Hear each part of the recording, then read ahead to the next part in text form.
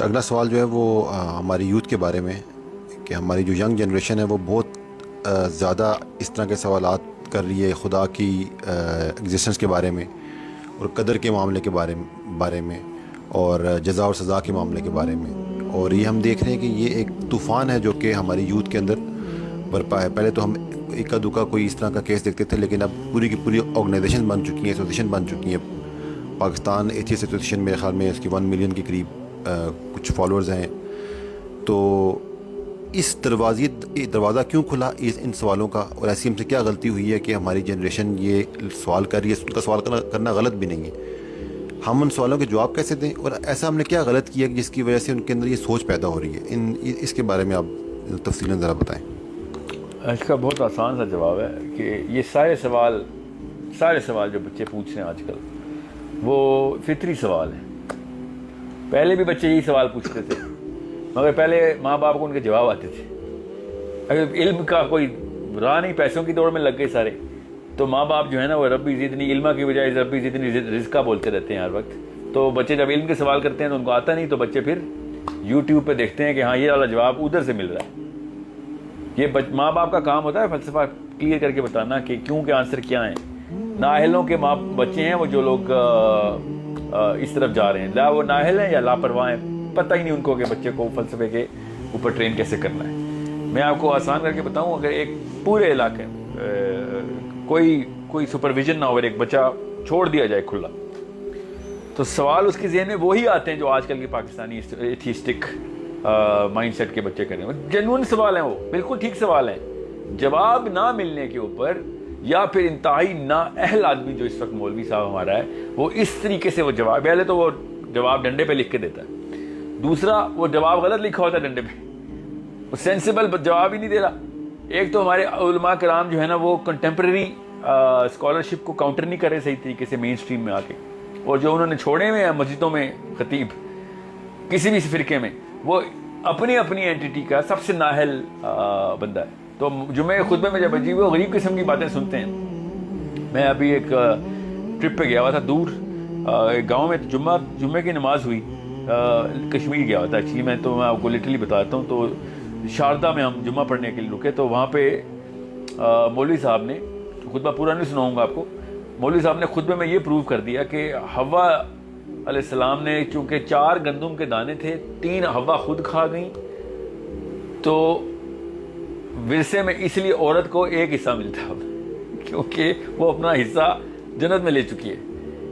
یہ حالات ہوں اگر پاکستان میں مسجد کے خطیبوں کے، تو ان کے بچوں نے جب یوٹیوب دیکھنی ہے تو وہاں پہ دیکھنا ہے کہ فائن مین اور برائن گرین نیل ڈی گراس اس طرح کے سوال کریں. اور ہمارے جو عالم صاحب ہیں وہ اس وقت بتا رہے ہیں کہ جا کے عورتوں کو ڈنڈے مارو کیونکہ انہوں نے اوپر حصہ کھا لیا ہمارا، 2 دانے بانٹے نہیں، 3 حصے خود کھا گئی، تو اس لیے ان کو دنیا میں سزائیں دو. تو ظاہر ڈسوننس کریٹ ہو جائے گی.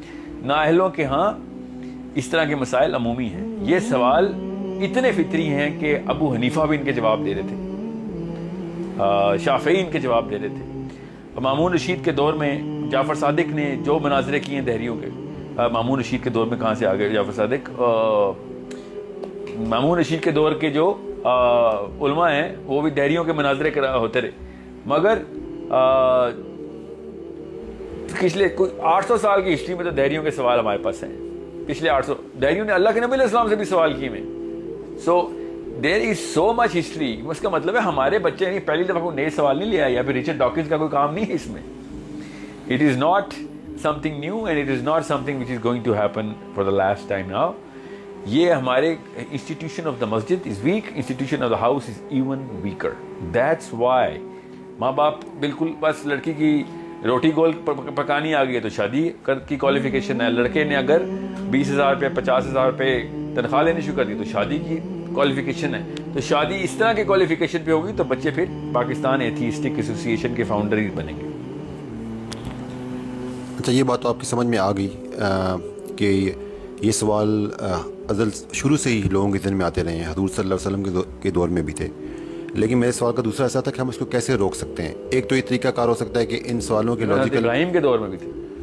ایک تو یہ طریقہ کار ہو سکتا ہے کہ ہم سب لوگوں کو انٹلیکچولی سیٹسفائی کریں، ٹھیک ہے. لیکن اس میں ایک مسئلہ یہ ہے کہ ایک شخص کے ذہن میں جو کہ سوچنے والے ذہن، ظاہری بات ہے جو سوال کرتے ہیں سوچنے والے ذہن ہوتے ہیں، کوئی عمومی سطح کے اس طرح کے لوگ نہیں ہوتے، سوچتے ہیں تو یہ سوال کرتے ہیں. وہ سوال بھی کرتا ہے لیکن اس کو پھر ایسا پلیٹ فارم بھی مل جاتا ہے جس کے ذریعے وہ ان لوگوں کو جن کے ذہن میں سوال نہیں ہوتے ان کے دماغ میں بھی سوال ڈال دیتا ہے. اب یہ ان کی جو اسٹرینتھ میں اضافہ ہو گیا، ٹھیک ہے، کیونکہ وہ جس طرح کہ آپ نے پتہ ہے ہیرارکی میں جو زیادہ تر لوگ ہوتے ہیں وہ فالو کرتے ہیں.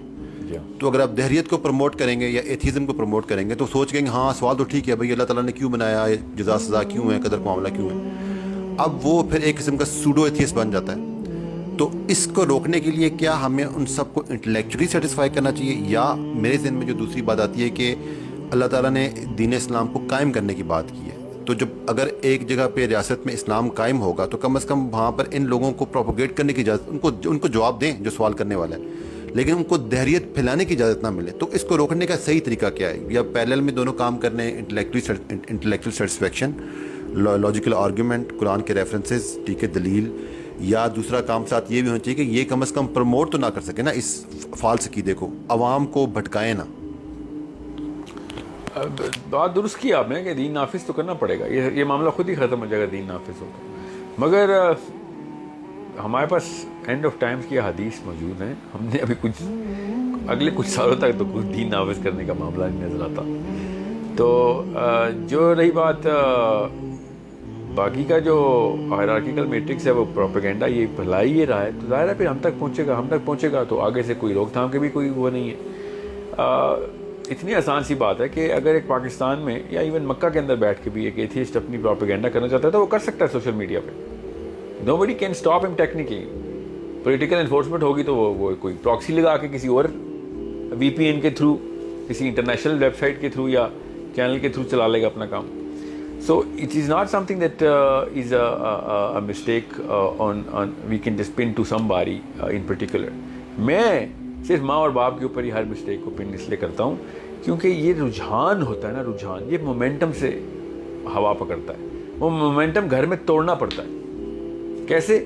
ہنگر آف انٹلیکچولیزم بچپن سے سیٹسفائی کی جا رہی ہو، وہ والی کانسیپٹس کھول کے بیان کیے جا رہے ہوں جو کہ باہر ایول اپنے طور پہ کھول کے بیان کر رہا ہے.